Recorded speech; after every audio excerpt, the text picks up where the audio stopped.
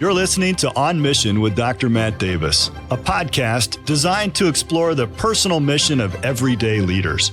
Hear from men and women who are making a difference in their corner of the world and discover what keeps them on mission. And welcome to On Mission. My name is Matt Davis, and today our guest is a little bit hard to describe. It's hard to pin him down because he's a man of so many different talents and interests. And he is none other than the legendary Peter Wright. Maranatha's own. He's an alumnus of Maranatha Baptist Bible College back in the day. He is a recruitment specialist, and so his job these days centers around recruitment efforts for Maranatha. He's also our alumni director, and so he holds that title as well as the director of the chorale, one of the 3 traveling choirs that we have here on campus at Maranatha. He also happens to be, academically, the aviation program coordinator. He's taught in our Maranatha Baptist Bible Institute. He is the one and only Peter Wright. Now, Pete and his wife, Debbie, also a Maranatha alumnus, reside here in Watertown, Wisconsin. It'd be hard to do his job for Maranatha if they didn't, I suppose. They have 4 adult children, Bethany, Alyssa, Sarah, and someone named Joshua, who I never heard of. Is that Buddy? Buddy. Oh, yeah. Okay. All right. I don't know why they put the name wrong there, but that's all right. His first job, supposedly, was a cashier at Hardee's. Yes. So that must have been fun. Oh, yeah. His favorite meal is, of course, his wife's chicken Alfredo. He's a man of simple tastes. He enjoys airplanes, both the full-size and the radio-controlled variety, and playing pickleball and tennis. So that's kind of like the small or the large variety of tennis. And his favorite sports team these days is Alabama. Yeah. Okay. Is that due to the Maranatha influence Yes, of that? and my son-in-law is from Alabama. So. All right. Well, that makes sense. So Pastor Pete, welcome to the podcast. Thank you. They left out I know this is not a criticism of our crack team of researchers, but they left out one of the most important aspects of your life. And that is that your first real job out of college was my youth pastor. And so he was the youth pastor at Faith Baptist Church in Danville, Illinois for how many years? 21 years. 21 years as a youth pastor. Yeah. Wow. That's probably not a world record, but it's got to be up there as the longest tenure as a youth pastor, at least at one place. And you didn't quit after the first year when you had me. Man, you don't even know what an answer to prayer that was. The first 3 years I was in high school, we didn't have a youth pastor. My dad was a pastor, but we didn't have a youth pastor. And we had various lay people in the church that did a great job putting together Sunday school lessons and an activity every once in a while. But I always kind of looked at my friends that went to other churches and had a youth pastor like, man, if God would someday give us a youth pastor. And then you and Debbie came, and it was like the heavens opened, and God answered our prayers. And I think that fall we had the first frantic fall fling. That's right. Actually, that first fall we had a frantic fall fling follow-up because it got rained out. Yeah, so, well, that's unfortunate. You did them ever since, right? Yeah. I mean, you still do them at fellowship. Still do them? Yep. Oh, you every year. You brought the spin-off version all the way to Wisconsin. That's incredible. But beyond great youth activities, I appreciate the intentional approach you take with the youth group and with ministry and with your life. And it's evident in everything you do that the Lord is first and foremost. Now, you are a musician. Would you describe yourself as a musician? Like, is that one of your premier attributes or Well, it's near the top. Yeah, Okay. I'm a musician, but I don't aspire to all of the artistic modals. Definitely. I don't know what that means. Some of the idiosyncrasies of artists I'm try to stay away from.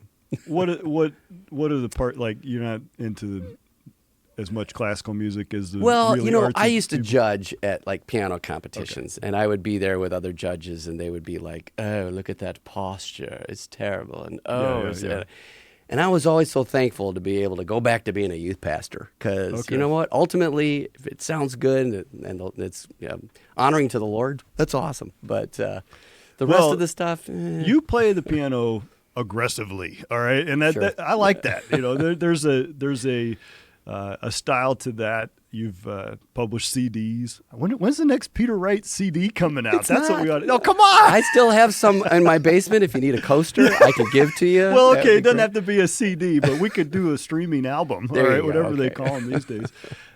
We need the new one, man. We need the next one. I've been hanging, and you with Outreach Quartet, you produced a lot of music, wrote a lot of those arrangements yourself. And they have a distinct sound, the a cappella quartet. There's nothing like an a cappella men's quartet. I agree. It's the sound of heaven. Well, sorry, ladies, but it's great, and I love that. Memorized all the parts of every song on every CD. Like in my head, I can sing any part except Pastor Jeff's, Jeff Estes, high tenor, and of course. His favorite part, we all know, in any song that you ever arranged was from So Send I You. Oh, yeah. Right? And he gets that last line at the last part of the song where he sings I You in that sort of high falsetto. And being an Indiana guy, he's like embedded some secret code into it. That's right.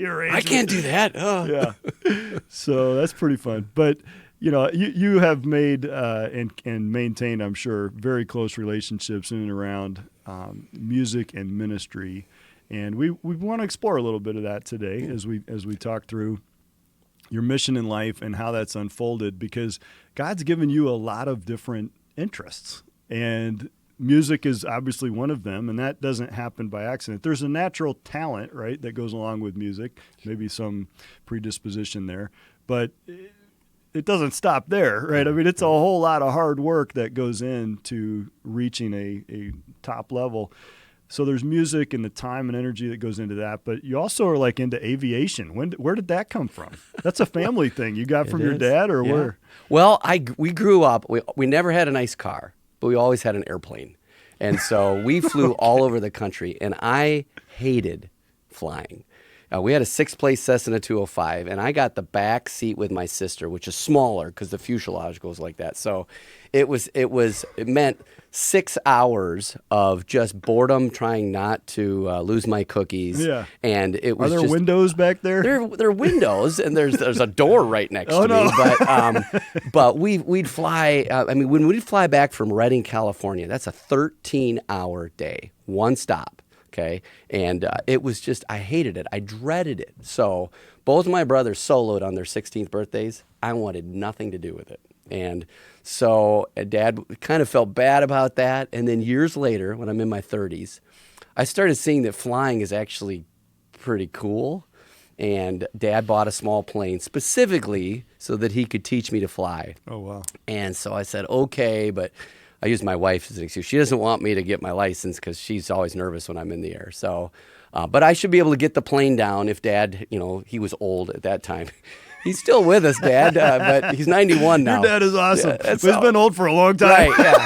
So if he keels over, I need to be able to get the plane down. That's so fair. That was the impetus. But I started really enjoying it, even though I still get nauseous pretty bad. Oh, really? But I have some things that I take that will help me with that. Even as a pilot, I've had to land and walk it off and try to lay down in the grass. Usually if you're in control of the... That's what they say, but it doesn't work for you. No, after an hour and a half of bumping around, I just have to land, and you just need to fly a bigger plane so you can go up higher and get above that turbulence. That's what it is. No, that's the problem. The Bible says just spend more money on it. Low, I am with you always. So I fly at 1,000 feet usually. So you maintain visual contact with the ground at all times. Real close. Yes. And have you ever had any close calls? I mean, Tim Johns, he tells a couple of interesting stories about when he was learning to fly. He gave some illustrations in chapel a couple of years ago where he was doing his first solo and all of that, how things didn't go according to plan, so to speak.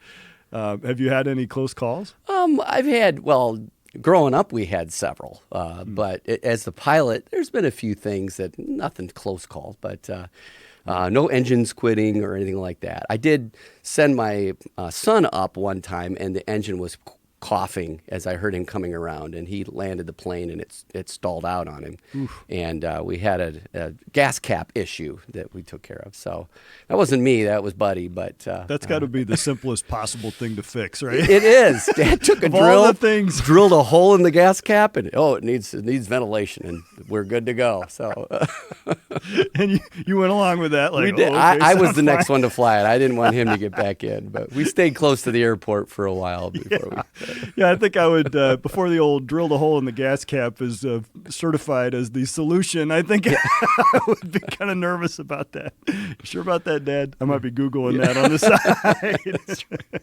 Have you ever been up to Oshkosh, the EAA? So last fall, I've never flown into the flying. Oh, that's crazy. That I don't think I'll do that. How many thousands of planes? It's in the busiest hours? airport in the world for that week. Yeah. So yes, it's crazy. But last fall, my son took his private pilot's written test over in Waukesha. So just to celebrate when he was done, we just went flying. We went up to Hartford and up to Fond du Lac and then up to Oshkosh. And that's a big runway. We landed on about a fifth of it there. And you didn't need as much as the C-5 Galaxy that they landed there. That's right, yeah. I saw that thing. Oh, it's did the you? biggest cargo plane. I don't know if it's in the world because the Russians make some crazy big planes too. But, I mean, they can fit other planes into the cargo bay. Yeah. It's absolutely massive. I mean, you look up, and it's several stories tall up to the cabin where the crew fly this thing from. And it takes a crew of I don't know how many just to get the thing turned around on the runway. And then they back it to the very last inch where the wheels are just about in the mud on the very end of the runway in order to use that entire thing. Right. So you guys needed a tiny little fraction of it. This thing needs the whole thing. That's right. And, I've seen we went up a couple times. I saw Canada's exhibition flyers. Can't remember what they're called now, but the Snow Angels or something like that. It's a totally different thing. And they're more gracefully acrobatic. Then you get the Blue Angels. Yes. And I mean, it's whoa, and they're playing heavy music and you're just like, I can't believe this. And you just believe in freedom and liberty and justice in the American way after you see that air show. Right, Those guys are going around and I mean, it is unreal, the precision of all that. Yeah. Have you ever seen them practice that in the conference room? Yes. Isn't that cool? I mean, I've seen a video of them practicing that. They just silently sit there and do it with their things and count it out. They do their radio calls and all that. That's intense, just that visualization of it. Well, anyway, I love the idea of flying. I don't think I'd ever have the patience to actually learn the science of it that you have to get into and all that. My brother-in-law is a pilot in Phoenix, and he's had some very interesting path in his career where he's done air ambulance where they're flying surgical teams and organs for transplant and things like that. Just amazing over his career. And well, the thing I learned from him is how tiny these cockpits are. He's kind of a big muscly guy. He does Ironmans and things like that. And then he gets in the cockpit of this Lear jet. And it's literally like the whole time he has to cock his head to the side because of the wall of the cabin. So interesting, just how they don't design those things around the comfort of the pilot all the time. Well, when you come fly with me, you'll have plenty of room. It's small, but it's plenty of room. When can I pick last summer, I took 57 people up for rides here in Watertown. Just for fun. I'm not even in the top 57. You're not. Oh, I was concerned Pastor about. Pete. I'm not sure. You better check our school insurance to make sure. Maranatha would be doing very nice. Okay. If something ever happened to me, trust me, there's people look at me like the Thanksgiving turkey. They say, "Look at that guy." But no, we'll be just fine. Good. Thank you very much. So you can take me up. I would be number 58. All right. I'd be honored to be in the top 58, to be honest. That's great. But can we stay low? Because I too am a little nervous. Isaiah went with me last semester, so he knows. Yeah. You made it in the top 57. Yeah. And he gets nauseous, so he did okay. So good. He did. Yeah, I'll be fine as long as we don't do too many barrel rolls. I like straight level flight. That's probably a good idea. Now you've also flown inside. You've flown airplanes and helicopters inside of churches and various different activities. RC airplanes and helicopters. Is that okay? Right. Thank you for clarifying that. That's a pretty cool thing too, and see how things have come along with that. Have you experimented much with putting GoPros and cameras on there and trying to? I haven't. No, most of what I'm flying is pretty light. I did get a drone, and we did a little bit of coverage here at school of a graduation with it. Okay. But most of what I'm flying is light, and a little camera is just going to weight that thing Even down. a GoPro would be too much. Yeah, pretty much. So, interesting. In fact, at our reveal for our Saber Cat, that was more than 10 years ago now. Is it really? 2014. Wow. Yeah, I had a light little vapor flying around in there to add to the ecstasy going on. Oh, it was. But when it would fly by the air conditioning vents, it would. Oh, really? Yeah, it was a little tricky. Flew it all over. It's pretty light stuff. Yeah. I bet the kids go bananas like at VBS or something if you fly a helicopter into the sanctuary of the church. Oh yeah, we use the drone in the auditorium once in a while, and it's bouncing around and having a good time. Yeah. Well, enough about that. I just think it's interesting to have.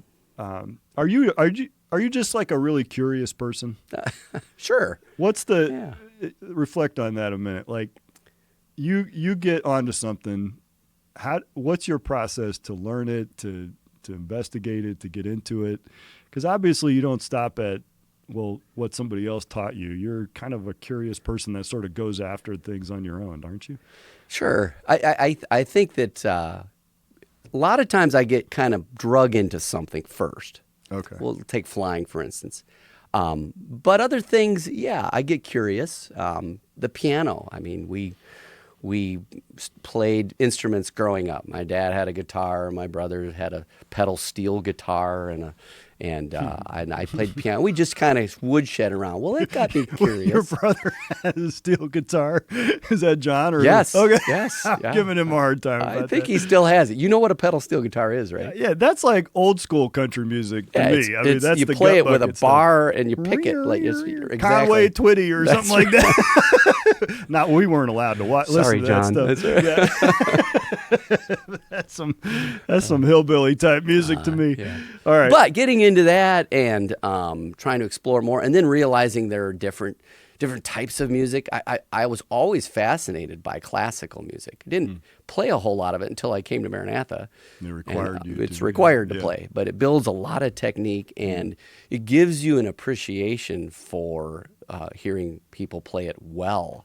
You realize, wow, that's phenomenal. We used to have the Stravinsky Awards in Champaign, Illinois, where kids from all over the world would come to the University of Illinois, and they would have a contest there. And we went to 1 or 2 sessions.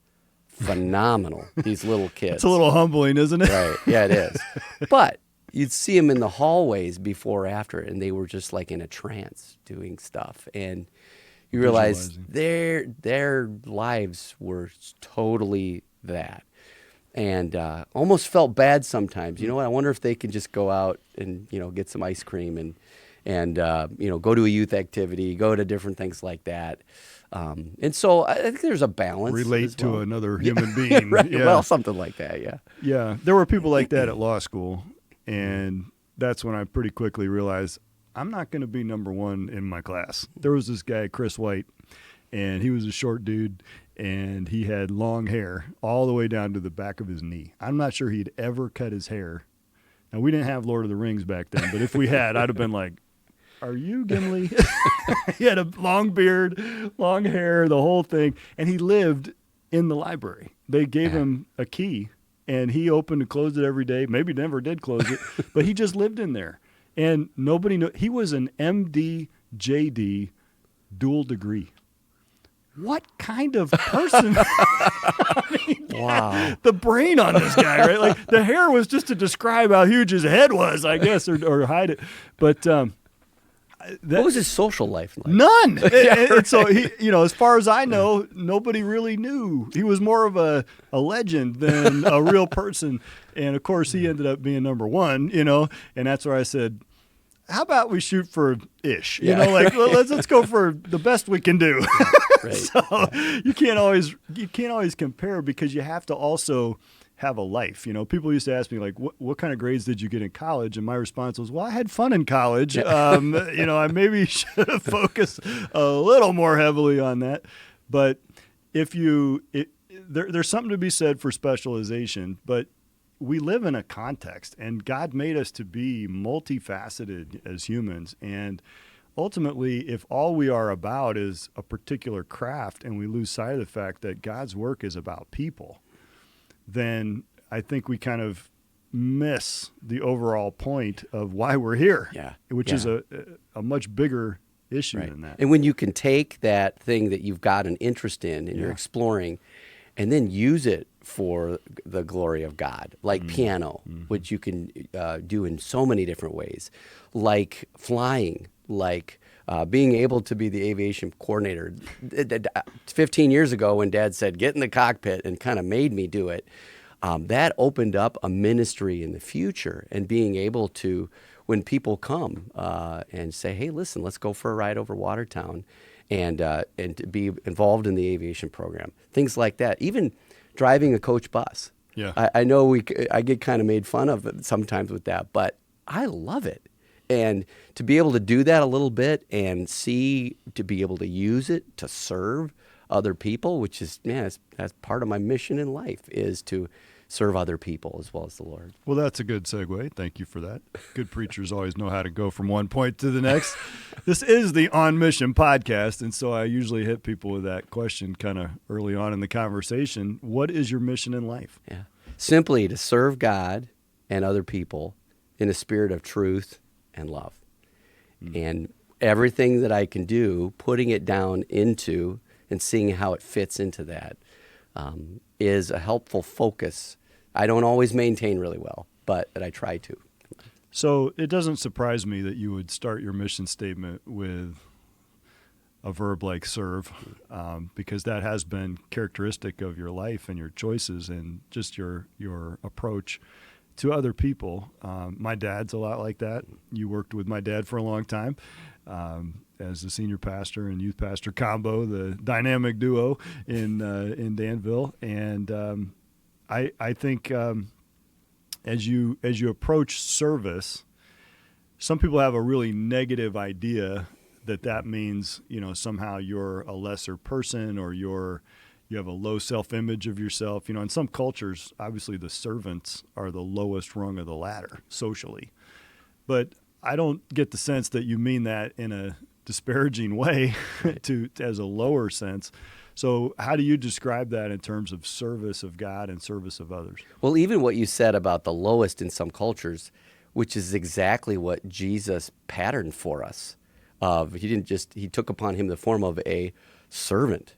And and look at his life and all that he did and was able to do and the joy that he wants us to have. So when I look at service, God has wired me to love and to enjoy and to get a thrill out of seeing other people encouraged. So when I play the piano at a church, I'm about, yes, glorifying God, but trying to encourage them with those heavy hearts out there maybe, and take something in the concert that will encourage them and refresh them when it comes to bus driving, when it comes to airplanes, whatever, to look for opportunities to bring joy and love to other people through that ministry, and service becomes like awesome. I tell people this sometimes. Back when I was growing up, I had to mow the lawn. And now you have to understand, that meant not only mowing the lawn, but fixing the mower first, because we always had a junky mower. And so Dad would say, mow the lawn. And I'd go out there and try and get that thing started and have to pour gas in here and check the carburetor there and do all that kind of stuff. And it was a pain. It wasn't a big lawn, but it was an hour of, But I remember my parents going away one time, and the lawn was getting long, and I thought to myself, bing, I could mow the lawn without being told. And so I went out, and I did it. And the whole time doing it, yes, fixing the mower and all that stuff, it was like, Dad's going to be so excited about this. This is going to be great. And sure enough, I got the lawn mowed, and I was excited about mowing the lawn. So service with a purpose. It was the same job. Yeah, it was the same job, but there was a joy to it because I was anticipating, even though I didn't have to be told, that Dad was going to go. And sure enough, Dad was like, the lawn's mowed, Pete. And I was like, yeah. That in life, take mundane things, but you do it in the spirit of service, without even being asked. Oh, what a great opportunity that is. It is a great joy as a dad when your kid is finally old enough to mow the yard. You just have to lower your standards a little bit. Like the idea of straight lines and that, just ish, we'll let them miss a few things. And we call them mohawks. And, I'll get down low and look across and Eric, you get down on the ground and look at the lawn. Oh, wow. Okay. Well, yeah, because that's how you can see the missed spots. I mean, there's a big row in the middle that was just sticking up. Okay. Sorry, Mike, Eric, or Tim. Okay. All right. Well, Tim and Mike did pretty good. It's Eric we got to get on. I mean, let's be honest. I mean, not to throw him under the bus. We got to tell the truth, Do better, Eric. Come on.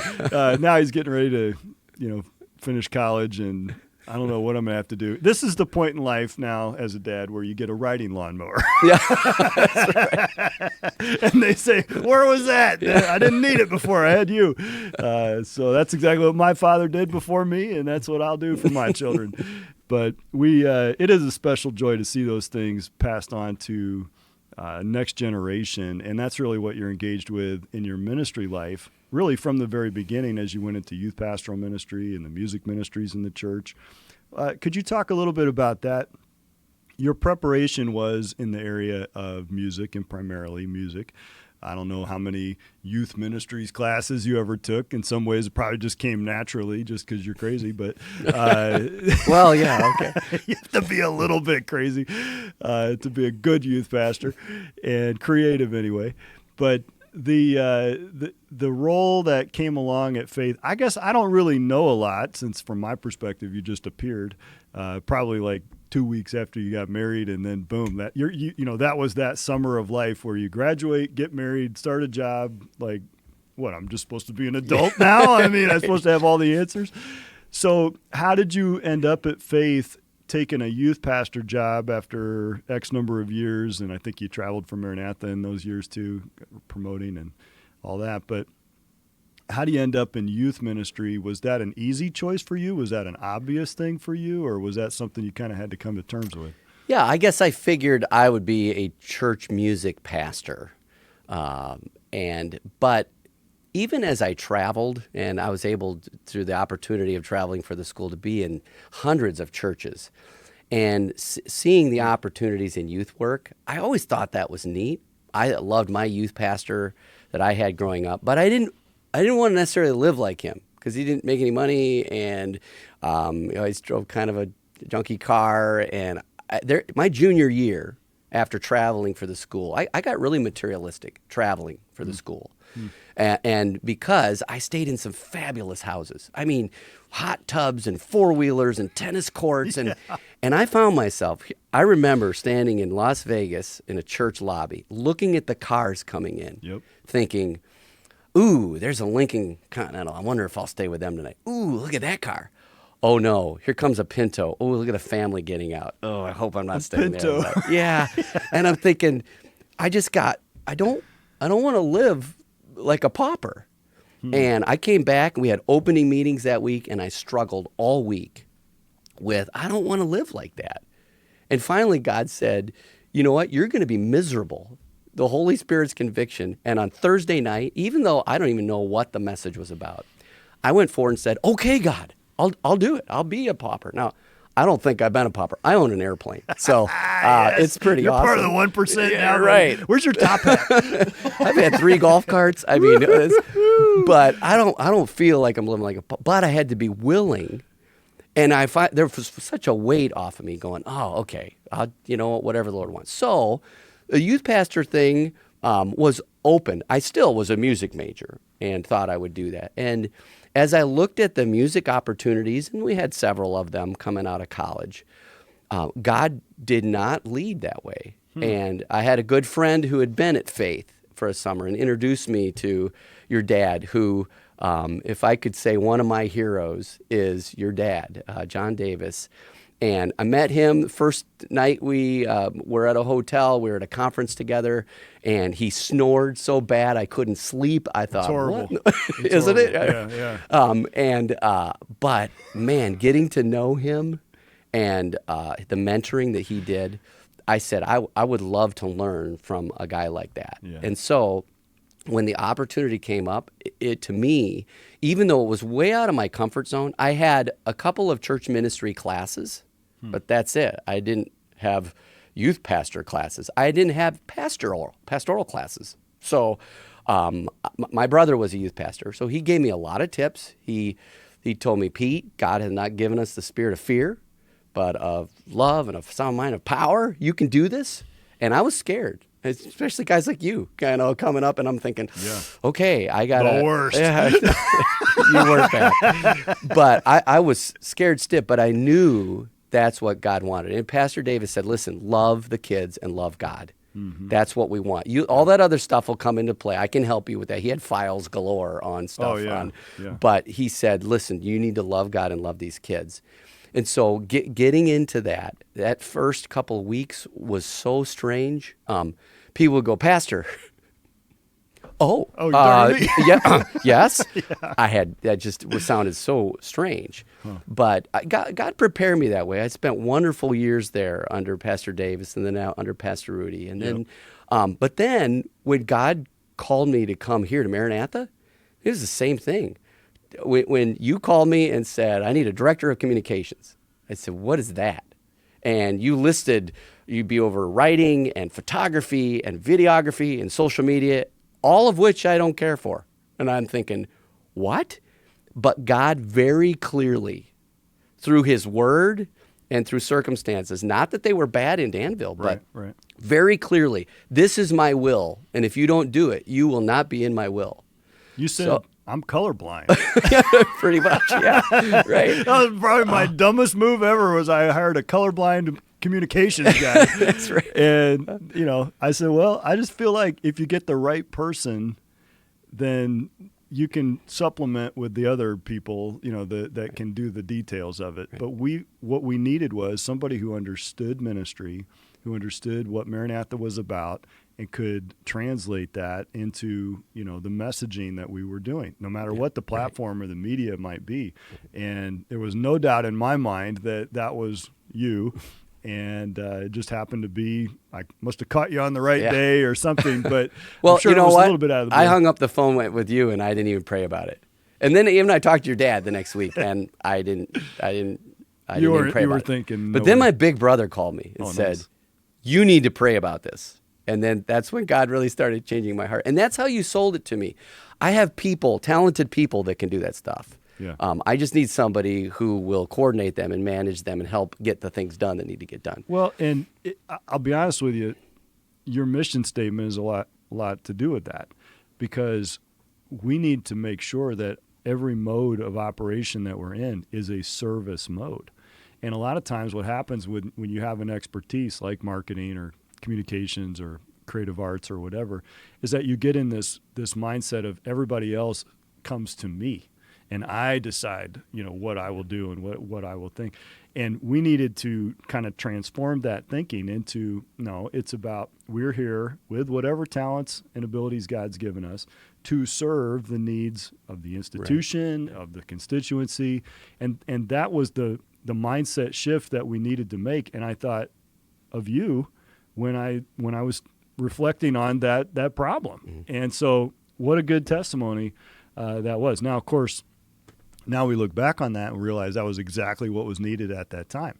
But as God often does, he leads us very surely and firmly and securely for this season or this time, but it doesn't always stay in that exact same position or mode or thing. And we have to be flexible to respond to those changes too. And that can be one of the hardest things in life, huh? Yeah, and it was hard, but that's okay. Life can be hard, but good. And when I came from Danville, I was kind of the music authority. And people came to me about stuff like that. And then when I came here, Piccadilly Thirds and stuff like that. I had nothing to do with music. In fact, nothing at the beginning had to do with music. And so, and I was actually... You didn't do the chorale right away? No. Okay. No. And in fact, I was taking music courses. And in one of my music courses, I was so frustrated because it was an arranging course. And this professor was like a lot younger than me. And I had written something, and they came back. I think you can be more creative in this. I think you could do more. And I got mad. I'm thinking, has this person ever written for a church group?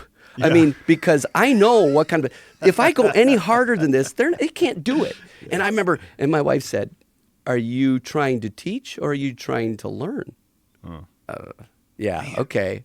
Humble yourself. And I tell you what, after about 3 months sitting in the communications office, pouting because I was missing my young people, missing the music ministry and all that, Dr. Marriott called and said, "Pete, I need a director for the chorale." And I was like, oh, young people and music together? And so instead of only getting 45 minutes a week to work with my church choir, I get 50 minutes 3 times a week with these young people. And what a great opportunity that was, and what a blessing that's been too. Well, I know you enjoy that, and I know that the students enjoy that too. Immediately, it became the fun choir on campus. Like overnight, the chorale was transformed. And I think back to when you came to the choir at Faith. I'm not sure we'd had anybody. Just a layperson, I think, was the one directing the choir, if we had much going at all at that point. And you had to do kind of the reverse, right? Because you were coming from the academic and the theoretical into the real world. But that real world ability to take and translate and maximize, work with what you have, that's what ministry is really about, right? You got the theory, you got the textbook, but now where are we really about when the rubber meets the road? Right. And with our mission here at Maranatha of developing leaders, I see that as a real key. Back when I graduated, I had never led a choir. I had been in a conducting class and just led to music, but I'd never led a choir. So I was scared stiff. Now our music department and all our departments are big on internships and leadership opportunities. And even in my choir, I look for young people that I can bring up and let them direct the choir. And some of the kids here are incredible. They have incredible experiences directing before they get out. I would have loved that. That would have been great. So I show up, and actually your dad was the choir director when I first came. Oh, yeah. And he kept it for a couple months, which was very kind of him because I had not done youth pastoring. He let me get my feet wet with the whole youth pastor thing. And then he eased me in several months later into the choir. And I was like, well, that's a wrong note, and they're not holding that long enough. And I realized, you know what? There's a bigger picture here. And yes, you try to be excellent with the little things, but with the time that you have, you do what you can to honor the Lord, and these people come alive. And it's a great opportunity. I loved that time every week of getting together with the church choir and working with them. And what a blessing that was. So you've also had a chance now to teach in the Bible Institute, help us get that launched, and appreciate your heart to do that. Those of us that teach in the Bible Institute pretty much do that on an extra sort of volunteer basis. We've seen it grow. This fall, we expect to have 35 students in the Bible Institute, which is amazing. Oh, that's great. Yeah. And that's a fun group as well. So, whether it's your church choir, whether it's the chorale, whether it's the Bible Institute kids, what is the joy that you have in working with those groups of people? Sort of, where does the ministry angle come into that kind of lights that fire within you? Yeah. To see the needs of the people and to identify those, try to connect with them, and then trying to get to the next level. That is a challenge, but it's a blessing. And when, for instance, the Bible Institute, I had a kid who was really sharp a couple years ago, but he always sat in the back. And so one of our teacher evaluations where somebody comes in and evaluates my teaching. Those are fun, huh? Yeah, right. They said, you need to engage that kid at the back. How do I reach this kid? He got good grades, so I knew he was listening. But how do I engage him? And to look for ways and opportunities to do that. So you know what I did? I brought a projector to class the next week, and I put it on the floor, and I blew it on the back wall. And at the beginning of class, I said, okay, today is backwards day. Everybody stand up and turn your chair around, and the front will now be the back, and the back will be the front. When I went up to the back, which is now the front. Well, this kid got up and started moving to the back. I said, no. Where you sit is where you have to stay the rest of the semester. So for one period, I got him in the front row. I just had to make the back the front row. And just to see him smirk, connect, and to go on, and now he's in the college and the university. Right? He's Wow. doing a great job, smart kid. A big percentage of the students from the Bible Institute do end up going on into the university to do an associate's or a bachelor's degree. Mm-hmm. And that's a pretty neat product of that ministry as well. Mm-hmm. And again, the theme kind of being taking people wherever it is that they are, right? Being realistic about the diversity of people that God's created and loving people as they are, where they are, and then helping them kind of get to that next level is really, seems like no matter what the mode was for you, whether it was youth pastor, professor, or choir director, it seems like, okay, where are you at and how can I help you kind of come alongside you and help you get to the next level? How does that glorify God? You know, you talked about for God's glory. What is it that you're sort of activating in all of that as you look back at life? Okay, you've served a lot, you've been in ministry, all right, and can you how do you practically describe things that we do here in this world somehow glorifying God in the bigger picture of things?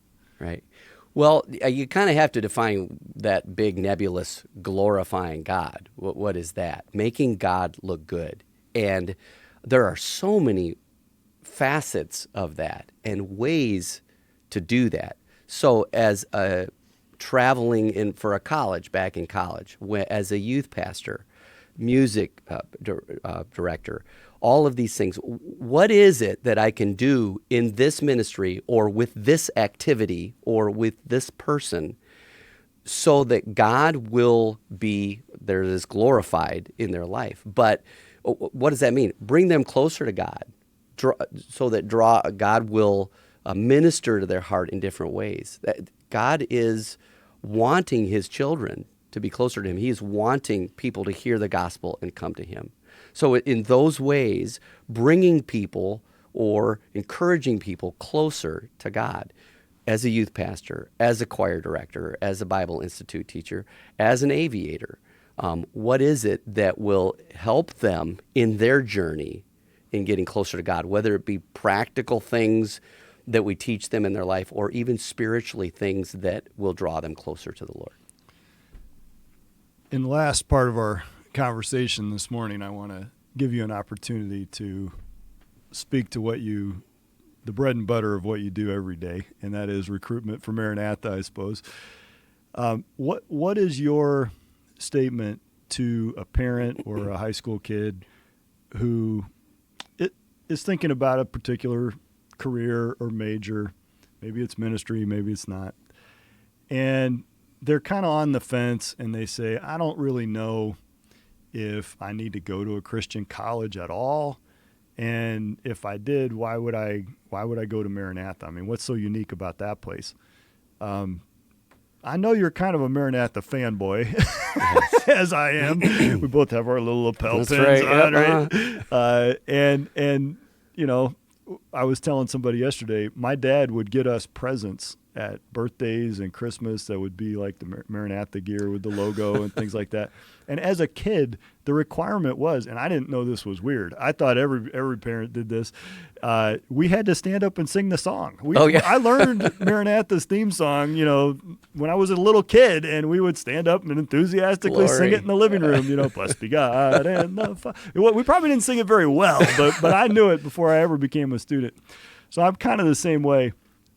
But what is your answer? How do you persuade or talk to someone about that and helping them to make a decision that's going to glorify God, whether they end up at Maranatha or not? But what's the thinking process to go through to say, why is that so important that they make the right choice at this kind of pivotal moment of life? Yeah. Wow. Thank you for asking that. Let me try and hit each of those things. First of all, why Christian education? And let me give you a personal example. 4 months ago, I dropped my son off in downtown Chicago, where he knows nobody, doesn't have a church family, has no friends. He's starting work at an accounting firm where he doesn't know anybody. And I'm dropping him off, praying that he will stand firm for God. Now, if I'd have done that when he was 18 years old, I would have been petrified. I'm already scared, but listen, having 4, or in Buddy's case, 5 years of schooling at a place where his faith is being affirmed every day in the classroom, on the soccer field, what an encouragement as a parent that is to me to know that he's got a firm foundation. Yes, I've done what I can in the 18 years before that, but then to see his opportunities now and pray that he'll stand for God where he is, but having an assurance that he's been at a place where God's word has been the focus, that to me as a parent is huge. Now, Christian education, we understand that secular education, though I don't want to dish on that, they are very outspoken that they are not faith neutral. In most cases, they're anti-faith.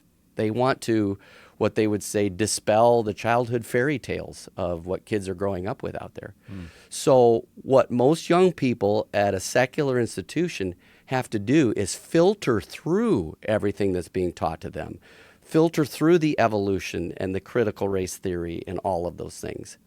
Why not come to a place where they can get an excellent academic education and have a great opportunity and be able to say yes to what is being taught in the classroom? I remember hearing Dr.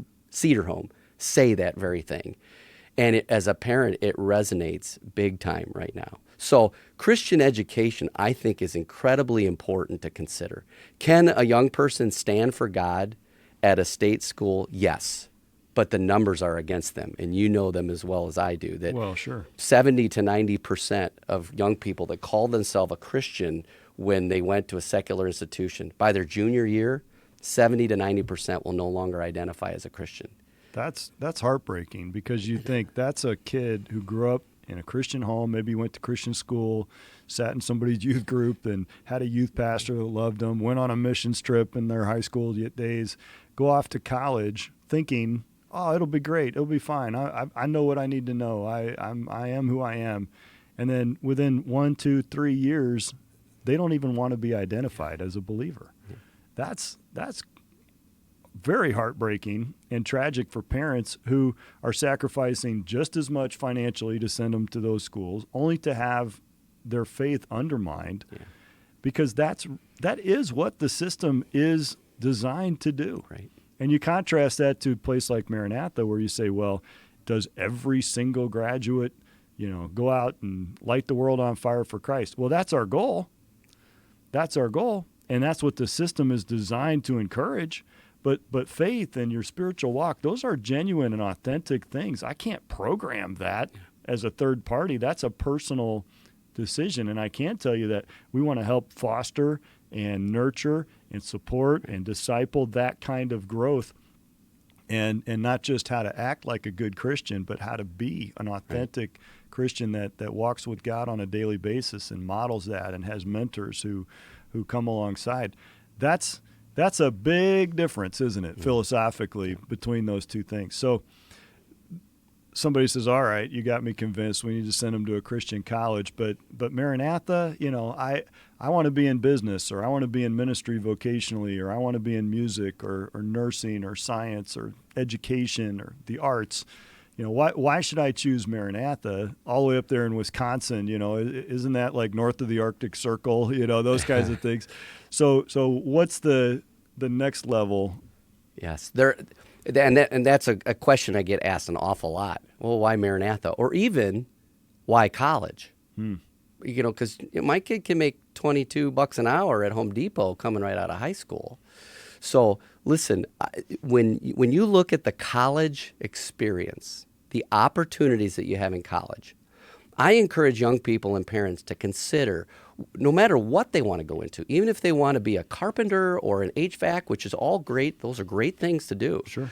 But consider spending some time in a college atmosphere doing things you will probably never get a chance to do in the future. For instance, when will you ever get a chance to be in a 150-voice, fully orchestrated choir in your life?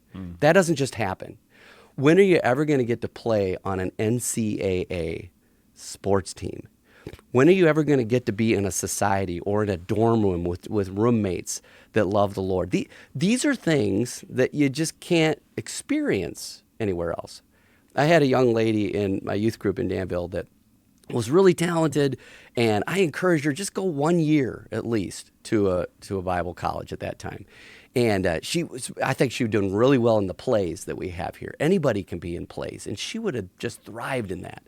And she was teetering on that, but she was also dating a guy, and they ended up just getting married, and which is fine. But years later, she said, I wish I'd have just taken that year and done all those things that I can't do now, and experienced roommates that you may have the rest of your life, those friends the rest of your life, be in those kind of opportunities. So now you say, well, I want to go into the trades or stuff like that. The Bible Institute is the perfect way to experience college and build your faith and be able to go on to something like that. So that's the first thing, the Bible Institute.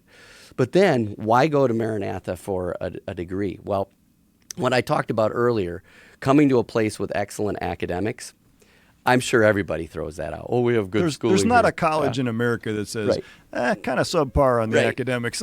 Right. Everyone says that. But can they prove it? Yeah, we could talk about what kind of accreditation we have, all the gold standard things. But let's just let our seniors do the talking. Yeah. Our senior tests, we give them every spring. They take a test, and we compare those test results across the country to other colleges and universities, okay? Our seniors last year scored in the top 4% of the nation as a whole. My son's class, he was in the business. They scored in the top 92%, so a little less than that. The music department scored in the top 1%. So, yeah, I can say, well, we have good education, but our seniors prove it in their testing, okay? So you're going to get – now, it's rigorous, and it's gonna take some work. But that's a great time to stretch and to say, you know what, I'm going to learn this, and you will be prepared for the future that God has for you academically, okay?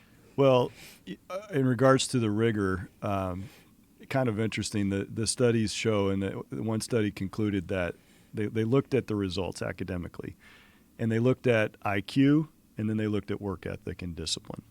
And the statement of the survey, or the study coming out, was discipline outdoes IQ every time. And if there's anything about our system, our process, is that it encourages, promotes, and sometimes enforces a level of self-discipline that does not exist on the secular campus. So even if you level the field IQ-wise from an intelligence standpoint, just being in an environment that helps you to become more self-disciplined automatically sets you up for success in life and success academically. So those test scores are a little bit hard to understand until you see the difference in the systems and realize that, yes, we're starting with some really intelligent, amazing college students on the way in. I mean, they come in high on the way in. Okay, I said that, and it didn't sound right because I think that's probably true at secular colleges, but it means something completely different.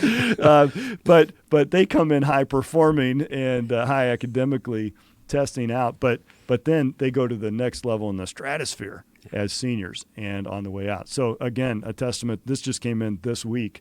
Buddy's group, he's CPA accounting. The CPA results came in, and Maranatha's results 87.5% first-time pass rate. That puts us number one in the state of Wisconsin. There are 22 colleges in the state of Wisconsin that prepare accountants. And where's Maranatha? Number one. Awesome. Praise the Lord. And so very, very impressive. I always say it, I'm sure you do on the road, you don't have to compromise one bit on the academic quality of your education to receive it from a Christian worldview founded upon God's word and supporting your faith. And that's what you get here at Maranatha. Yeah, and the opportunities that you get here, the academic, yes, but then to be on an NCAA sports team, 10 different collegiate sports. And then if you don't want to put the time practicing every day, we got intramural sports. And I heard there's a pickleball tournament coming up. Yes. And I heard that you... Yeah. No, did I hear that right? Yeah, you did. Me and Dr. Anderson are a team. We've entered the intramural pickleball, so I don't know if you guys are going to be a part of that, but I'm in no shape or condition to be doing that, but how hard can it be? Yeah, that's what right. I say. Okay. Man, those pickleball courts are great. But opportunities to do things like that and to be in plays. We get the play tonight. I'm so looking forward to seeing that. To be in choirs, which I think is an absolute... Do you realize that's 1 in 3 of our students are in a choir here? Anybody can be in a choir. All 3 of my boys did music. Yeah, group music. What a great opportunity to do that. Well, thank you for your time. I know you're a busy guy, and with all these things that you're a part of, and I appreciate you sharing your testimony, and I appreciate so much the privilege that it is for us to continue to work together, serve the Lord together here at Maranatha and beyond. Amen. Thanks. Appreciate it. Thank you for listening to On Mission, a podcast produced by Maranatha Baptist University. If you're like me, the parent of a teenager right now, it seems the world has gone mad. Anti-God ideologies and liberal political philosophies dominate higher education. You're probably asking yourself, is there a college I can trust to build on my family's values in a biblical worldview? Thankfully, there is such a place.